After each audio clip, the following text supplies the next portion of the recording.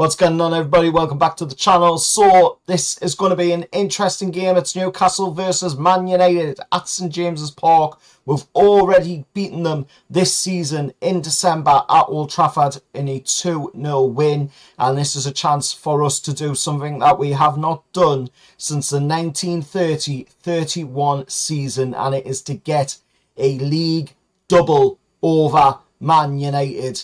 This is going to be an interesting game. Man United are absolutely lacklustre this season. They are absolutely a shambles of a team. They're sitting right the way down in the league table. They literally are an embarrassment to English football. They're sitting 13th in the league table. The pundits are still blowing them off to no end, saying that they're going to be, playing in Europe and going to have all this brilliant stuff next season, and they're just absolutely shit.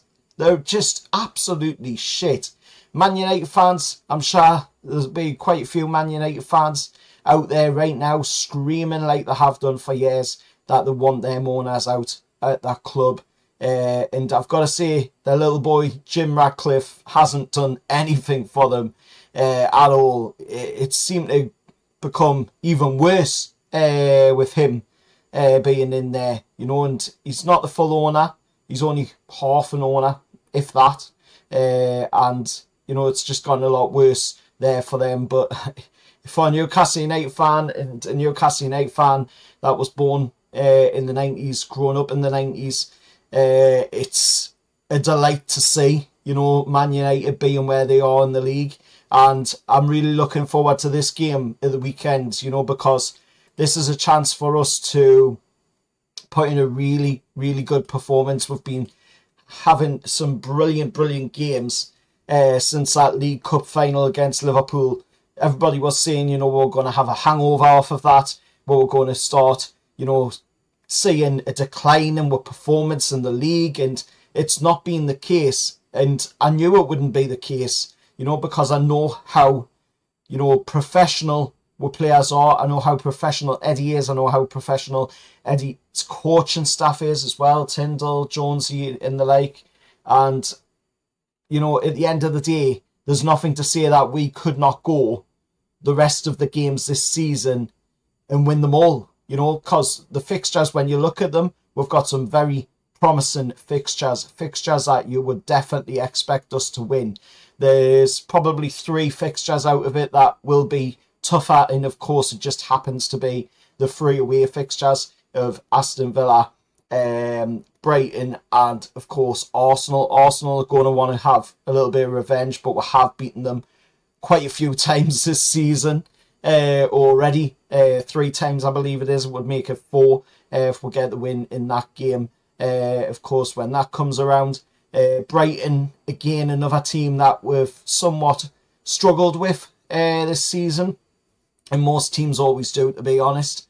But we've got to focus on this game first on Sunday. We've got to go into this game on Sunday with the same mentality that we've been showing in the previous games since our cup final, and we've got to go into it and we've got to come away with all 3 points in the bag. I mean, looking at Man United playing last night in the Europa League, they were absolutely piss poor. They were piss poor. Lyon just absolutely dominated the game. Man U were lucky to score the goal that they did. They were lucky to then take the lead in the way that they did. And it was kind of deserved that Lyon did get the late equalising goal, because Lyon did not deserve to come away from that match, on the end of a 2-1 defeat. But of course there is a second leg of that match, which is on the Thursday after this game. So is Ruben Amorim going to be thinking there's only that game for us to get into Europe next season? He's going to be thinking from that perspective that if they don't go through in that game against Lyon, then they're going to have no Europe next season because of where they are in the league. That is their only route to getting European football next season, because of where they are in the league. they have to go as far as they can and make it and win the Europa League. And the same goes for Tottenham as well, you know, because they're going to have no Europe next season, both of them clubs. So that's something to look at. That's a positive that we can look at to go along with the fact that they are struggling so much in the league this season as well. They're going to have so many players that will be missing from this game as well. De Ligt, Collier, Traore, Evans, Heaven, Martinez, all are ruled out on the Man United side of things. We, however, don't have as many, with only Sven Botman, Halsey, Lascelles out, of course, and Willock, who will be missing due to the concussion protocols, after I'm picking up, of course, the concussion in the recent games that were played. And we do have to be careful somewhat with Joe Linton and Dan Burn, as they're 1 week away from suspension, but there's only 2 games left for them to get past, and then, you know, that won't be a factor. So as long as they can keep doing what they've been doing, then, you know, there's every chance of we're escaping away from that fate happening. Touch wood, of course, on that one.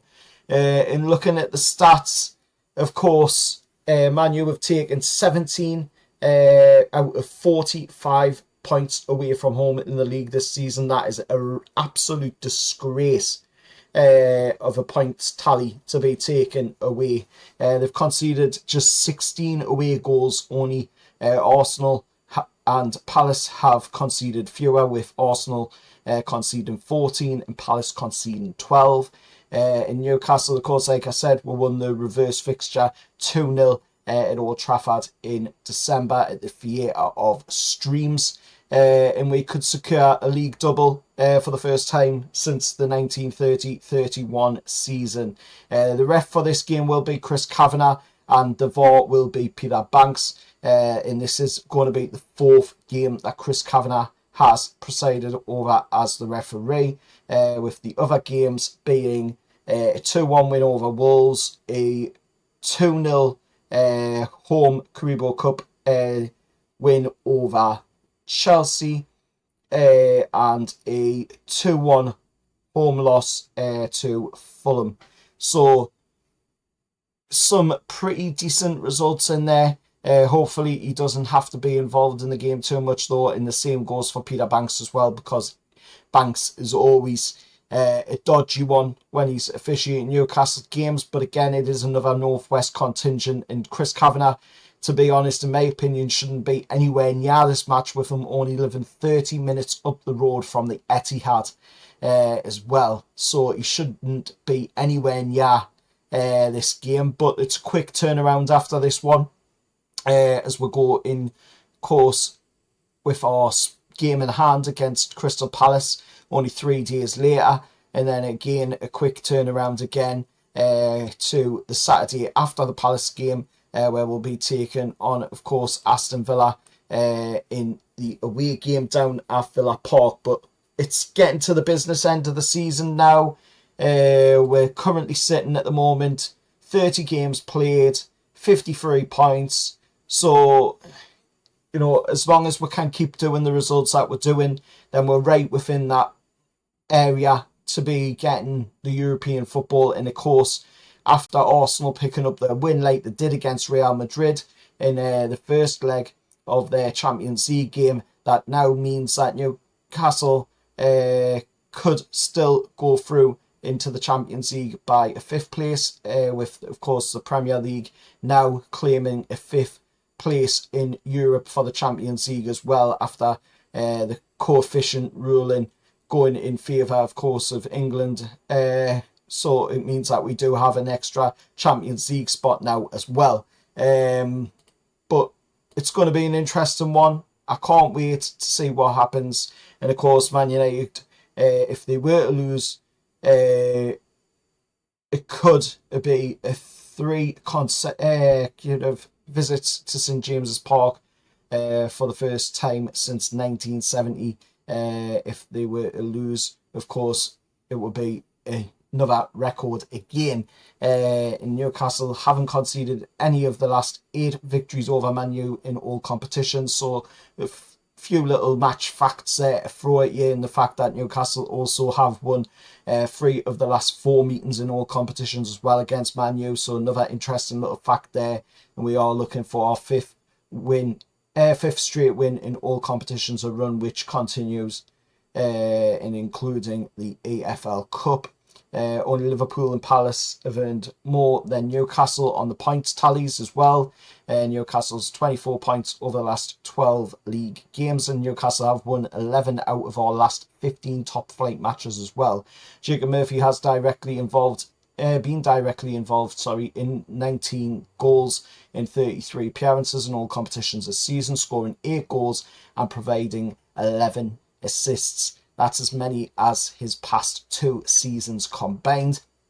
And then on the Man United side of things for stats, Man U have won just 2 of their last 8 league games, 3 draws, 3 losses, with both wins coming against teams in the relegation zone. The Red Devils, however, have failed to score in their last 2 league matches, and 12 times overall this season, the most blanks they have had since the 89-90 season. Only Leicester and Everton have failed to score in more different Premier League matches this season. Since Amorum's first league game in charge on the 24th of November, the Red Devils have just won 22 points from 20 matches. Amorum is the worst record of any Man United manager in the Premier League era, with the lowest win rate of 30% and points per game average of any previous manager at 1.15.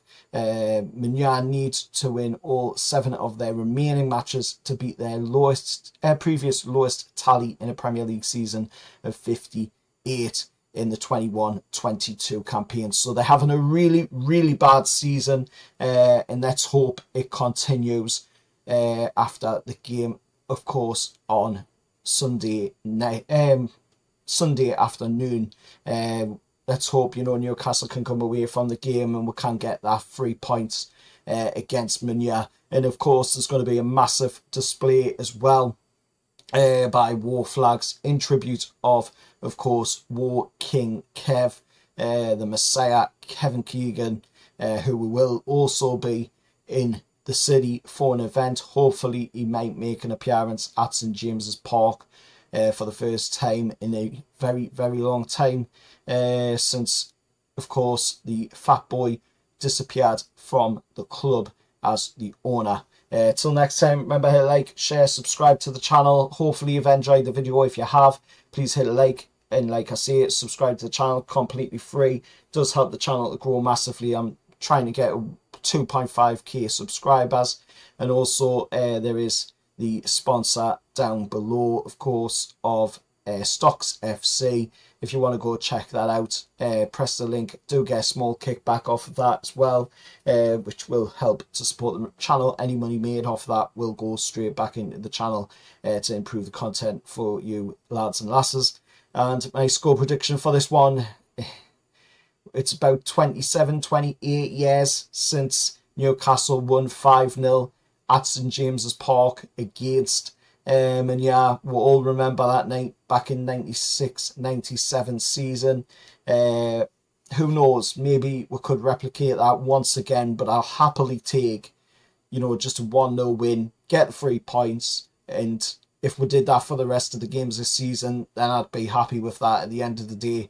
It's just about getting that European football, getting to play in the Champions League once again, and getting that dream that we wanted, 2 years ago when we said, the Carabao Cup and Champions League place, and we've got that chance of doing that now. So let's, get our heads down, continue doing what we're doing, keep that same mentality, keep that same positive vibe going around the club, and let's get that European football. Let's play in the Champions League next season. And looking at the way Aston Villa have done this season in the Champions League and how the Champions League format's set up as well, it might be an even better one than what it was when we were in it, last season as well. So let us know your thoughts anyway down in the comments below. Till next time, remember to like, share, subscribe to the channel, and how well the lads.